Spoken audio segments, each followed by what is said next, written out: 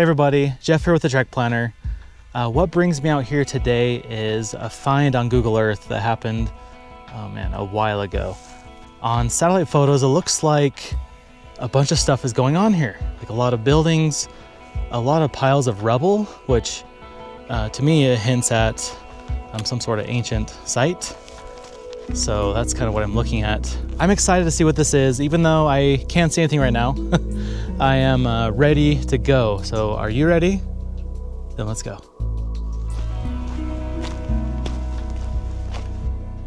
How do we get down here? It's too steep. Yeah, it's like straight down. There we go. Follow the cows.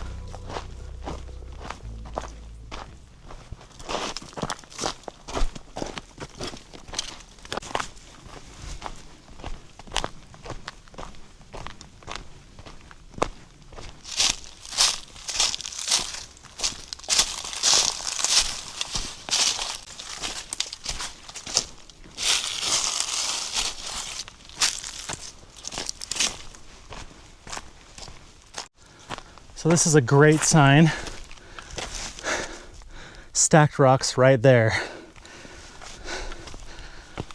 Love stacked rocks. Looked on the ground, broken pottery right there. Grayware.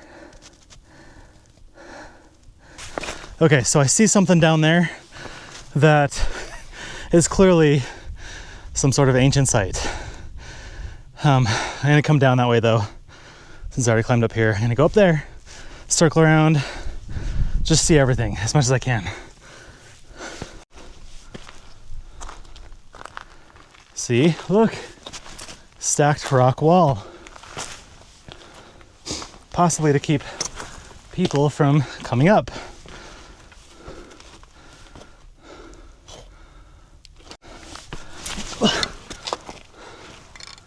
Right there.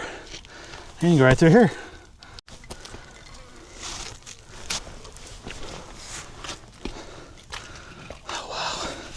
Yep, that was right. There's a big pile of rubble right there. Wow. Oh wow, all along this edge. Maybe hunting blinds or to keep people from coming up.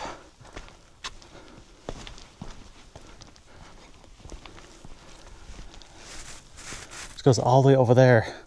All this has fortifications.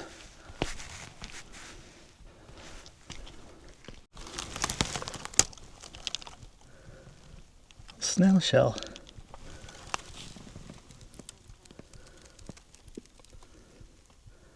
Probably from an actual snail and not like from the coast of California or something. It's clear to me that this was a city. Or if not a city, like a massive village. And I always love thinking about, the trade. And we just don't know much about the trade. We can surmise about a lot of things, and there's evidence of trade, of course, but just think of how much we don't know. And this sits at the junction of, I think, 3 or 4 canyons. So makes you wonder if there's like trade going in and out all the time, probably. And recently I learned about a surprising material that was traded in this region, and specifically found in Mesa Verde National Park. It was found in a leather pouch. I was shocked to learn what this material was that was inside of this leather pouch. And I decided that'd be really fun and go to the exact spot of where this pouch and the contents were found. And so I did, I went over there. So I am on my way to a place called Step House in Mesa Verde. And it's this beautiful cliff dwelling made by the ancestral Puebloans many centuries ago. But just about over 100 years ago, something very rare was found here in a little pouch. But I have some of the same material, the salt. Salt wasn't just for flavor, it was essential for food preservation and survival. Research suggests that the salt found in the pouch can be traced back to a mine in Utah. Where in Utah? A place now known as Redmond. Imagine trading for something as simple, yet as valuable as salt. over hundreds of miles away. Can't quite see it yet, but Step House is just right in this canyon.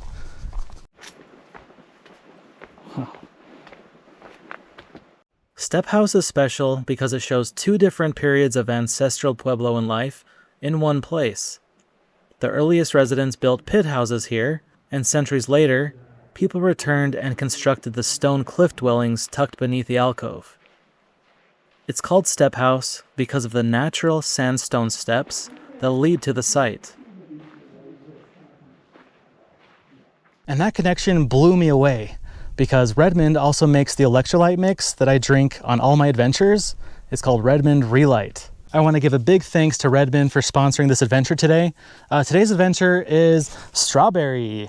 The watermelon lime is probably my favorite though. So they have a lot of flavors in individual packets or the big canister that I keep at home. So Redmond isn't just a small town, it's the company that mines this beautiful pink salt. And they actually invited me to go on a tour of their mine, and they took me underground in the tunnels, and I stood next to the massive colorful salt walls. I just thought it was so cool. Like, Redmond salt that I've been to, the actual mine that I've been to, the salt has been found at Mesa Verde. Like, that is such a cool connection. And guess what? We're still trading in salt today. So instead of just regular salt, which Redmond makes, they make table salt, they make seasoned salt, they make Re-Lyte.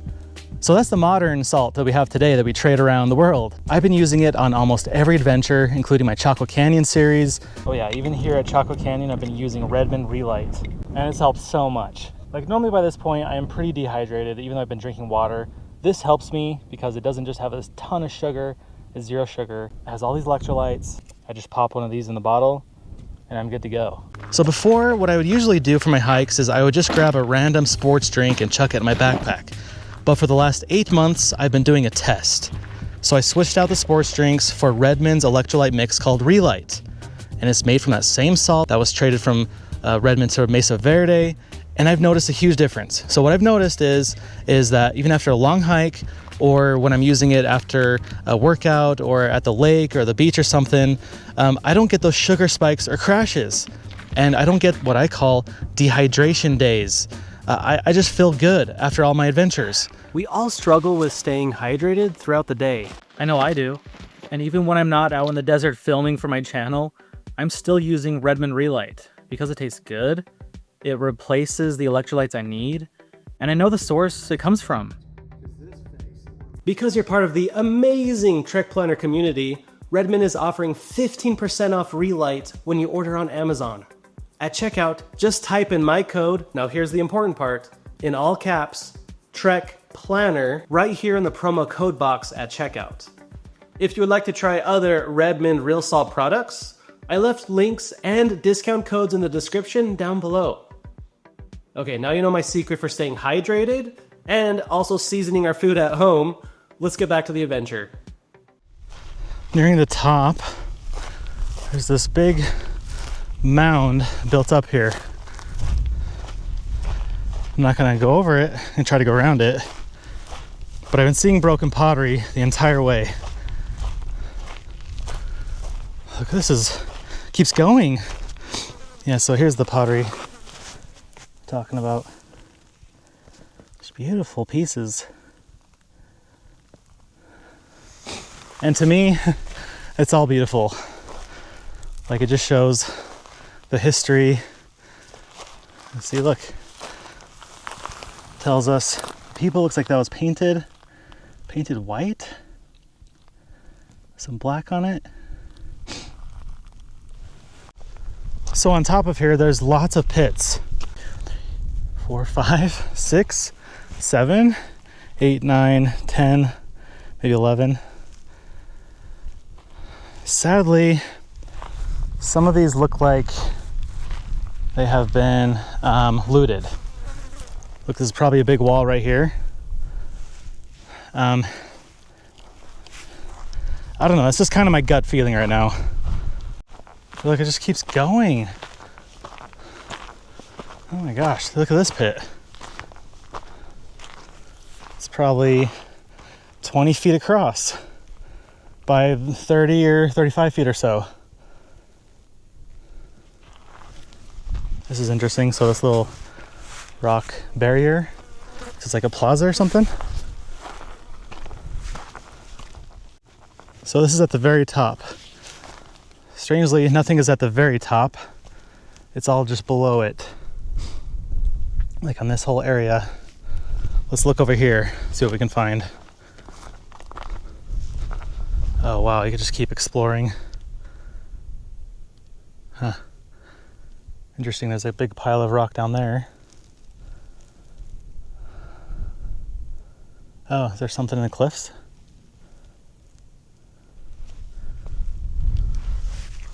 I'll have to explore it.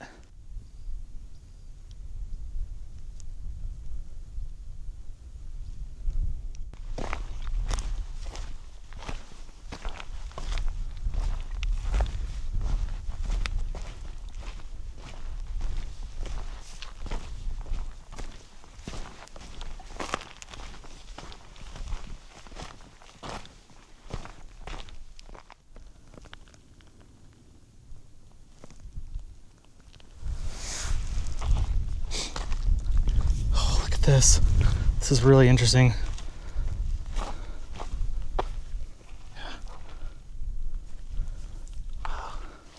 So much is going on here.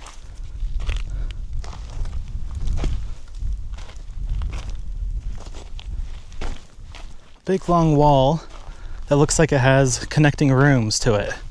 Comes down here at the straight angle and cuts that way, and then makes like this big square. It looks like a bunch of rooms were connected. Oh,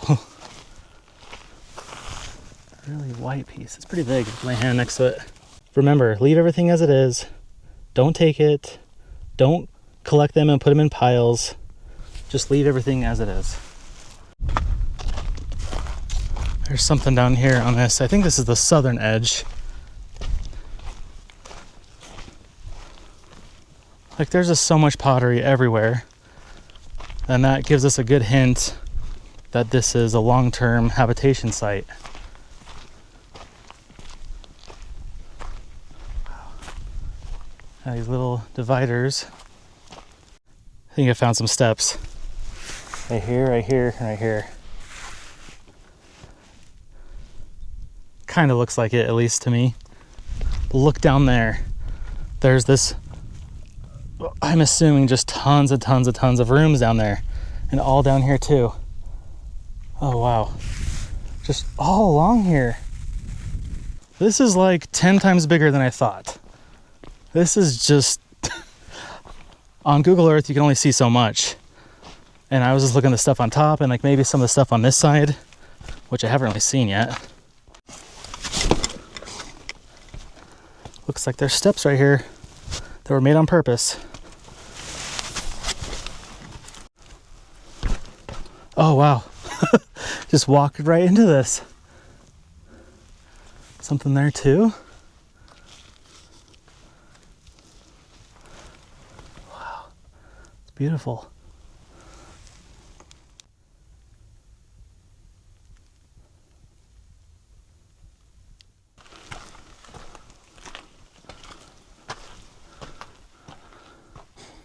Just not seeing any rock art. Oh, look. Oh, wow. Something smells weird. Look at the wood. Stacked, ready to go. Oh, look, spiral. Oh my gosh, I just like almost got the chills.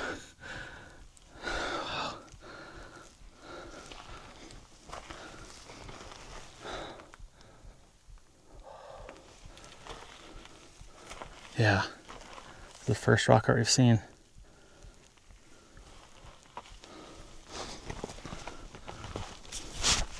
Look, this wood is just ready to go. Something there maybe? 3 little marks. Oh. Wow. Sorry, I can't stop saying wow. Look, a bone. Looks like an animal bone or something. I'm sure there are just millions of potsherds out here. Just everywhere you look, there's a pile of them.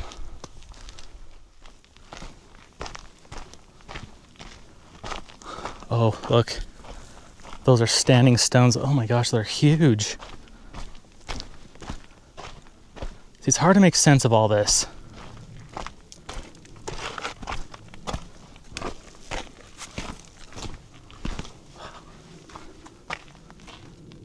Are these just a room block here? They're on the south side. Oh my gosh, look. Like this whole area was built up. This big wall goes down there, and then all of this.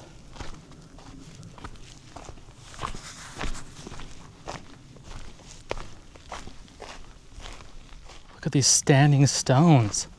I mean, they're 5 feet tall. That would have been standing, that would have been standing all the way over here.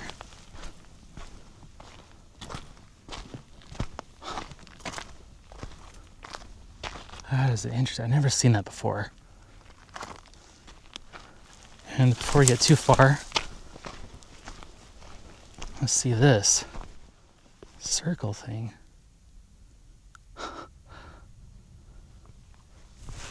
Those are kind of haunting me, these standing up stones.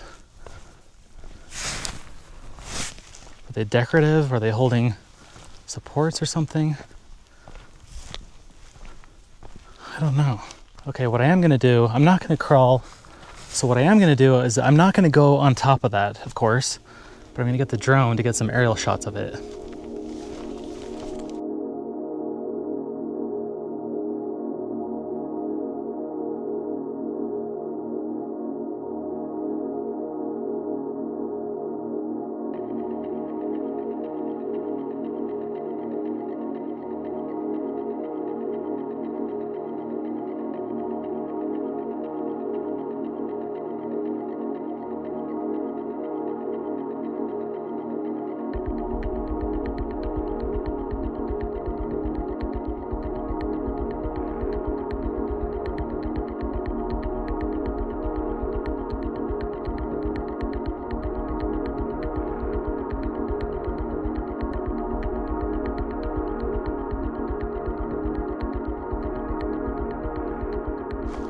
This massive wall.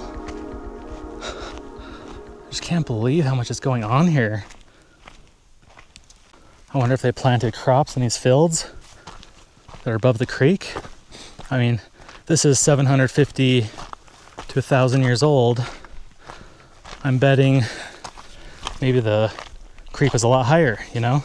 Like I mentioned before, this butte sits at the center of several canyons. And on Google Earth, I've spotted archaeological sites scattered through nearly every one of them. It's easy to imagine people traveling these routes, carrying goods and stories, using the canyons as natural trade corridors. That makes me wonder though, did the salt that was found at Mesa Verde pass through this place? Here is what some researchers think. The Fremont, who lived in Utah during the same era as the ancestral Puebloans, may have been the ones transporting it. These canyons could have been part of that ancient highway of exchange, where the salt, tools, and knowledge moved between cultures. I have visited Fremont sites in several of my videos, and their culture continues to fascinate me.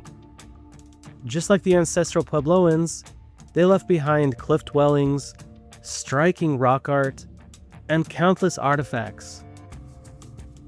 On a recent visit to the Prehistoric Museum in Price, Utah, which I really recommend you going and visiting, I came across something extraordinary. Among the many fascinating exhibits was a small pot discovered by a man named Casey Mickelson in central Utah. What makes this pot so remarkable is its origin. The pot was crafted by the ancestral Puebloans of the Kayenta region, about 180 miles to the south of where it was found. This style of pottery was rarely traded outside of the Kayenta world, making its discovery in Fremont territory all the more significant. To me, this pot is powerful evidence of trade, clear proof that these cultures were not isolated, of course, but deeply connected. Okay, I'm calling this a city. This is a city. Like it's still going. Look right here. Wow. Like what was going on here? It's still going. And there's stuff, oh, like, there's stuff all the way up here too. All the way over there, long line of buildings all the way down here, all the way to this end, all the way over there. There's just stuff everywhere. Like, you can imagine how long it would take to build this. Wow. Beautiful pieces. Yeah, this site is just unbelievable. And it's interesting. I'm feeling like I need to be reverent here. I need to be respectful, which I have been. I feel like I need to be just like grateful I'm able to visit this place and I'm able to come and go. And yeah, I just feel, I don't know what that meant. That's what I'm feeling. Here's that first structure I saw from above looking down. Wow. It's because this is just absolutely so large that it's, yeah, like I said, it's 10 times larger than I thought it was. And seeing it, yeah, hundreds of people must have lived here. I hope you enjoyed it. I sure did. Thank you for watching, and we'll see you on our next adventure together. Hey everybody, Jeff here with the track. Everything.